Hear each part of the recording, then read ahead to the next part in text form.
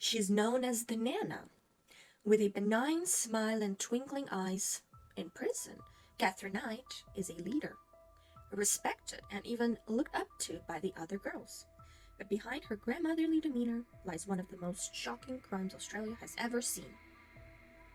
What did Katherine Knight do to end up here? Oh, she just wanted to prepare a hot meal for a couple of kids. Hello everyone, I'm Sasha. Today, we'll dive into the chilling story of Katherine Knight, the first woman in Australia's history to be sentenced to life without the possibility of parole. Before we dive in, a little disclaimer: today's story gets pretty bad and very gory. If you're sensitive to graphic details, maybe you would like to skip some parts. But if you're ready to hear one of the most shocking true crime stories out there, let's get started. Let's start at the beginning.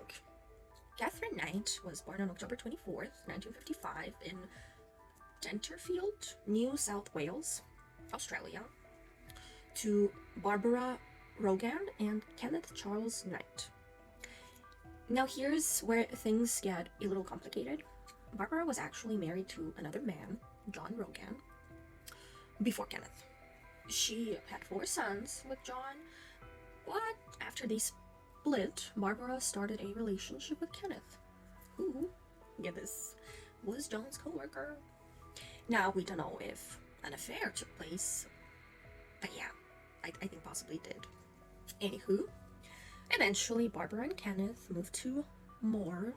2 of her sons stayed with their father, John, while the 2 other boys were sent to live with their aunt in Sydney. With Kenneth, Barbara had 4 more children, making a total of 8 kids. Among those 4 children were twin daughters, and one of those twins was Katherine. In 1959, when Katherine was 4 years old, Barbara's first husband, John, passed away. This meant that her 2 sons, who had been living with him, moved back in with Barbara, Ken, and the rest of the family. A few years after, Ken sadly began drinking heavily and became increasingly violent. It's reported that Barbara endured relentless abuse in her relationship with Ken. It is said that he would sexually assault her 10 times a day. So awful. Tragically, she confided in her daughters about the details of her suffering. She was expressing her deep hatred for men and intimate relationships. While it's heartbreaking to imagine what Barbara was going through, these conversations were likely far too much for the daughters to handle, especially at such a young age. But then again, the children didn't just hear about the violence, right? They witnessed it because Ken was violent to Barbara in front of the kids. Ken's behavior created an environment of constant fear and instability. Just a very, very sad story. Now, this kind of environment, I believe, leaves a lasting impact, especially on young children. To make matters worse, it's said that Katherine herself endured violence and assaults from some family members until she was 11 years old. This wasn't Ken, but possibly her brothers.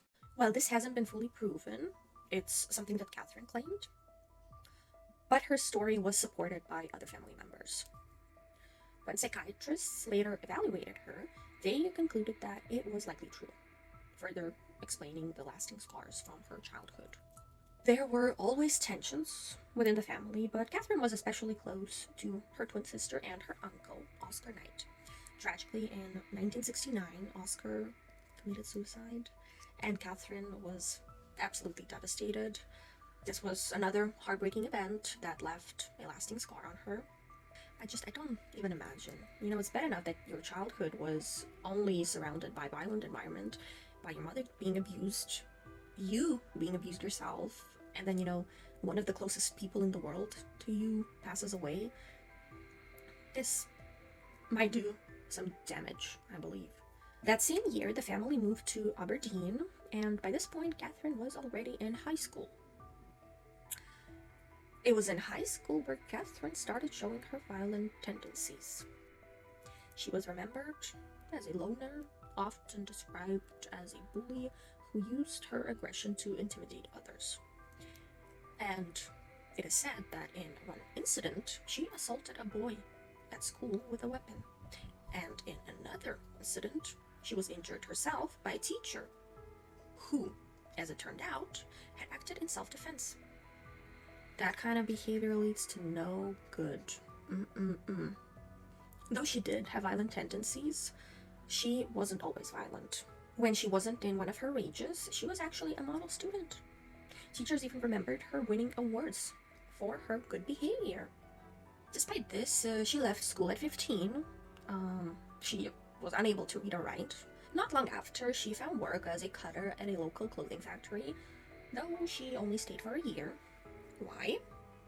Because Kathrine landed what she called her dream job, working at a local abattoir, slaughterhouse, cutting up offal. She quickly climbed the ranks and was promoted to boning, earning her very own set of butcher's knives. Someone who has violent tendencies, that's not such a good idea. Now this is where things get strange.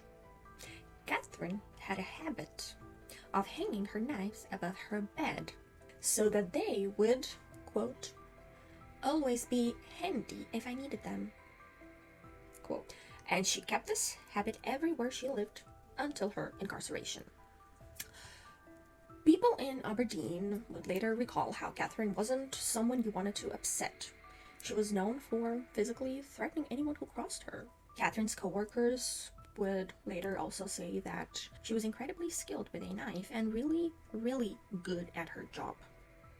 Based on reports, it seemed like she actually enjoyed it too. I mean, couldn't you tell that she was hanging her knives above her bed? That's someone that definitely enjoys her job. But when it came to her personal life, Kathrine had a string of bad relationships. While working at the abattoir slaughterhouse as a boner, she met a guy named David Callett. Callett? I will just call him David K. Now, David was known for being a raging alcoholic, and he had a reputation for getting into fights when he drank. It's said that he would try to start fights with Kathrine, but she wasn't the type to back down. If he hit her, she'd come at him even harder. In 1974, Kathrine convinced David K. to marry her. Even though their relationship was already full of issues, they went ahead with the marriage, probably thinking it would solve some of their problems. But of course, David's drinking caused a lot of tension. As it would in any relationship, it wasn't exactly the recipe for a happy marriage. On their wedding night, after being intimate, David fell asleep and Kathrine became furious. Apparently, she was comparing her experience to stories she'd heard from friends and family who bragged about being intimate multiple times on their wedding night. So when it only happened once and David fell asleep, it triggered something in her. In anger, Kathrine decided to strangle him. Because somehow in her mind, that made sense. Luckily, David woke up in time and managed to fight her off. Despite the shocking start to their marriage, they stayed together for 10 years. During that time, they had 2 daughters. At one point during these 10 years, David tried to leave Kathrine. He snuck out of the house in the middle of the night, but when Kathrine found out, it sent her into a deep depression. She ended up staying in a psychiatric hospital for a few months after threatening a mechanic who had worked on David's car. In her mind, the mechanic had helped David escape by fixing the car, so she was furious with him. To Kathrine, it made sense. Though, to the rest of us, it's like, girl, no. After her time in the hospital, Kathrine and David actually got back together, but unsurprisingly, it didn't last long, and eventually they separated for good. After Kathrine and David K. separated, she eventually got into a relationship with another man, also named David. Let's call him David number 2, or David Saunders. Things between them moved quickly, and within a few months they moved in together, but David kept his own apartment, which, as you can tell, became a major issue for Kathrine. To her, this meant he wasn't fully committed. She believed he was living a double life, or even worse, cheating on her. It upset her deeply, and Kathrine's way of dealing with her emotions was far from rational. During one argument, in a shocking and horrifying act, I'm sorry, it's brutal and sad, but that's what she did. Kathrine took their 2-month-old puppy and ended its life in front of David. I'm not gonna say how. She just did that. Awful. It was her way of showing him what she was capable of. A terrifying and deeply disturbing warning. If that wasn't the biggest red flag, I don't know what is. Later, when questioned about her actions, Kathrine brushed it off, claiming she was simply cranky. At the time, it's almost incomprehensible to think about how she could rationalize such a horrific act. Despite everything that happened, Kathrine and David Saunders ended up having a daughter together, but not long after she was born, things took a violent turn. Are we surprised? No, we're not. During one of their fights, Kathrine stabbed David with a pair of scissors. I couldn't find much detail on what the fight was about or whether he reported the incident, but either way, their relationship came to an end. Obviously. I mean, should have ended when she killed the puppy. But okay. After that, Kathrine got into another relationship. This time with a man named John Gillingworth. They were together for about 3 years, and compared to her previous relationships, this one seemed relatively calm. They even had a son together. It's said that the reason for their relationship wasn't as chaotic was because Kathrine was cheating on John the entire time with another man, John Price. At the time, John Price was 45 years old, and their relationship was about to be the one that pushed Kathrine completely over the edge. When Kathrine and John Price first got together, things seemed to be going really well. They'd go out socially, have drinks with friends at the local pub, and just enjoy life. John had 2 children who lived with him. They were older, not little kids, and they actually liked Kathrine. They didn't seem to have any issues with her at first. John worked in the local mines and did pretty well for himself. He was making good money and living a comfortable life. At some point, Kathrine suggested they take the next step and get married. But John turned her down. He felt like it wasn't a good idea and didn't want to go through with it. And, well, as you can imagine, that didn't sit well with Kathrine. After John declined, her behavior started to change. Friends noticed that she became very verbally abusive toward him, constantly messing with him mentally. On top of that, she started physically abusing John, attacking him and just making his life miserable. The thing about Kathrine is that when she got upset, it wasn't just a normal argument. She always fought with vengeance, like pure cutthroat revenge. One example, there was this time when John took a first aid kit home from work, and Kathrine decided to film it. Then she sent the footage to John's boss, accusing him of stealing company property. The kit was only worth about $20, but because of her, John ended up getting fired. Why did she do it? Well, it all stemmed from the fact that John refused to marry her. She was furious and thought this was the perfect way to get back at him. But for John, losing his job was devastating, and it led to him kicking Kathrine out of his house. They stayed apart for about 3 months, but somehow Kathrine always found a way to worm her way back into her partner's lives. Once she was back, it was the same story.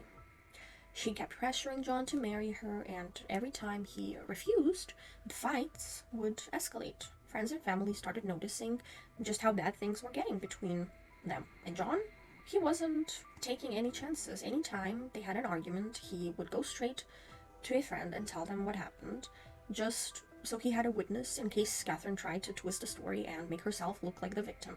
At one point, John even called the police, asking them to remove Kathrine from his house because she refused to leave. But the police told him he'd need a court order to legally force her out.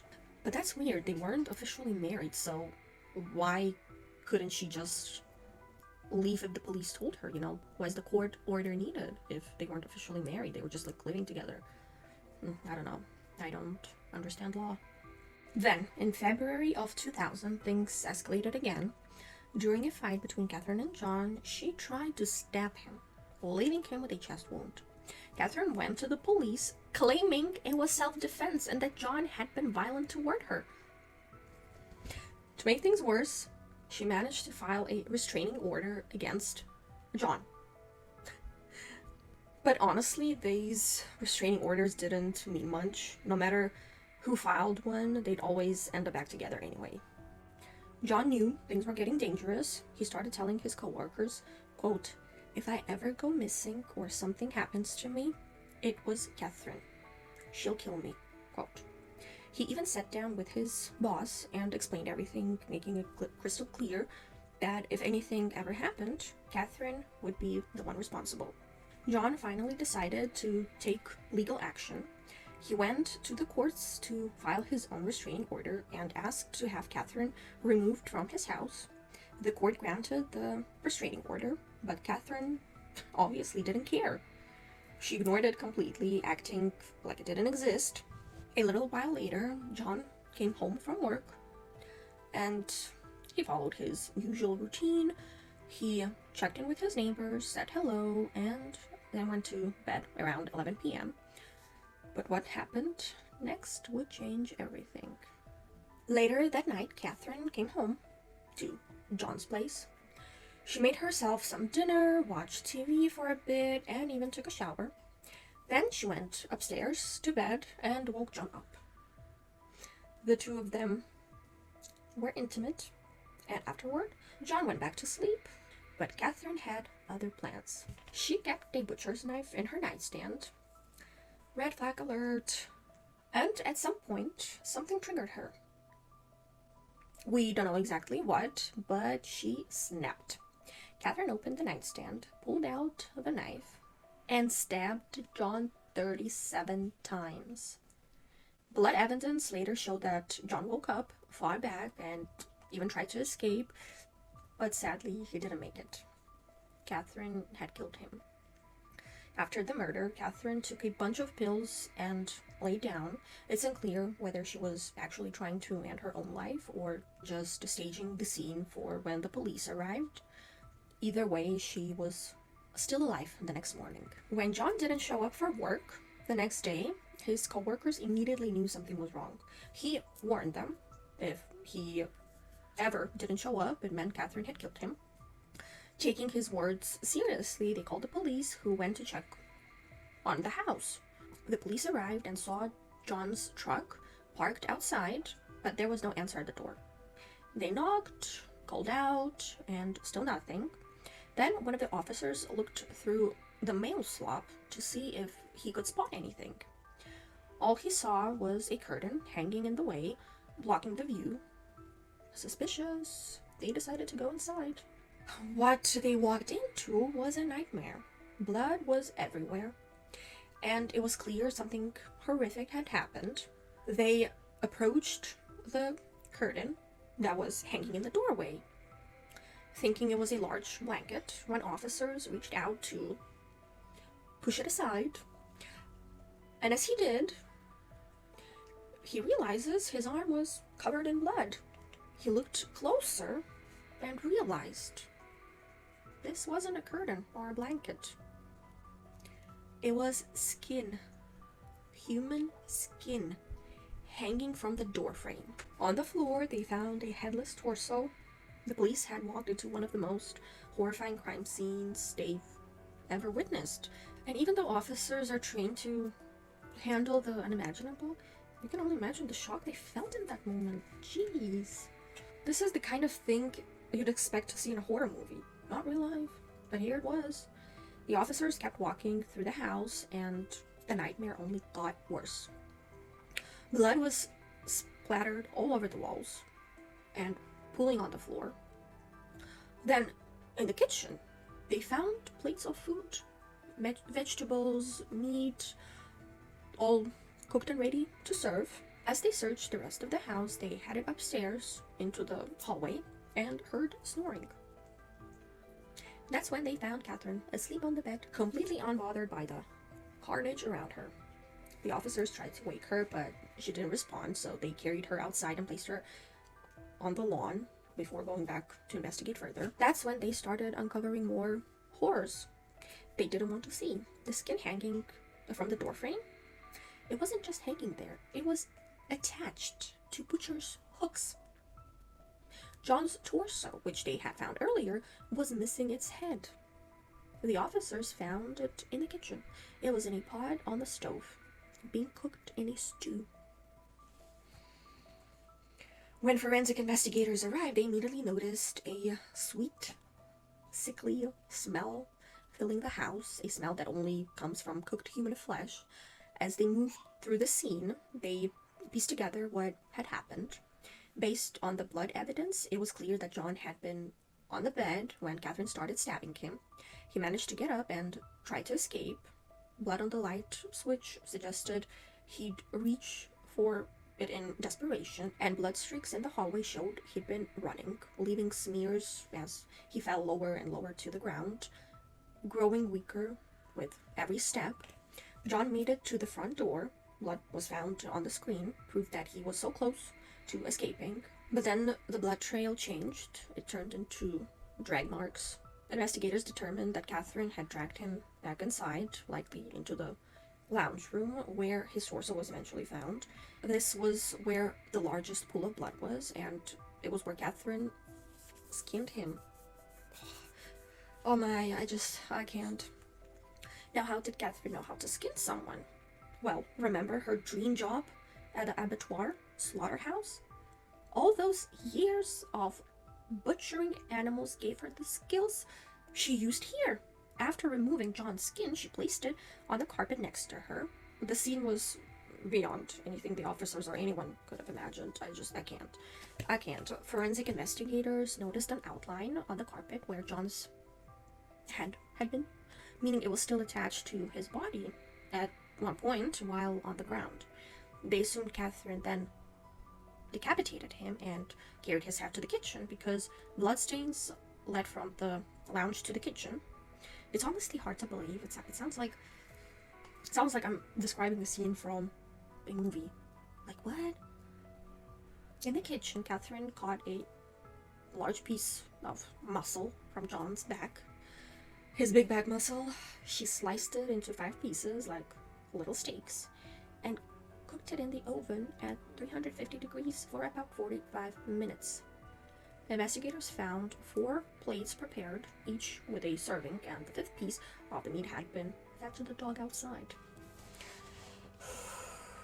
What's even more disturbing is that Kathrine had set the table for dinner, complete with name cards. The names on the cards, you ask? They belonged to John's children. Yes, she was planning to serve John's remains to his own kids. How did she think this would work? Did she really believe people would sit down and eat without noticing the blood everywhere? Maybe she planned to clean, but I don't know. It's absolutely horrifying. Police investigators collected all the bloodstained items and anything that looked like it had been used in the crime. Based on the timeline, they pieced together Kathrine killed John, then took a shower, changed her clothes, and took his wallet. At midnight, his bank card was used to withdraw $1,000. Investigators assumed Kathrine took the money, but they never found it. They believe she might have buried it somewhere, planning to retrieve it later. When police arrived, Kathrine was unresponsive and had to be hospitalized. She was in a coma for about 4 or 5 days. because of the pills that she took, remember? So they couldn't question her immediately. When she woke up, she claimed to have a memory of what happened. Classic move. Oh, where am I? Oh, yeah. Oh, I seem to remember something. She eventually admitted to killing John, but blamed it on years of abuse she said she'd suffered during their relationship.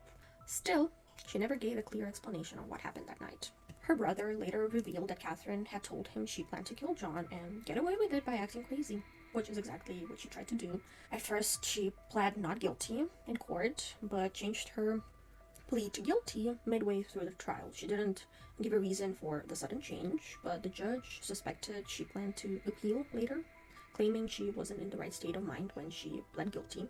Psychiatrists evaluated her and found she was mentally competent and fully aware of her actions. She wasn't legally insane, even though her behavior was beyond disturbing. I mean, who in their right mind would do something like that? But no, the court didn't let her off lightly. Throughout the trial, Kathrine showed no emotion, no regret, no remorse, just nothing. And then, Kathrine, she just started acting completely out of character. Like, out of nowhere. She'd scream at the top of her lungs, rock back and forth, and try to convince everyone that she was unwell. But here's the thing. She'd never done anything like this in her entire life. Everyone knew it was an act, a way to manipulate the situation. And the judge, he saw right through it. The judge was incredibly sharp. He broke everything down, and he knew exactly what she was trying to pull.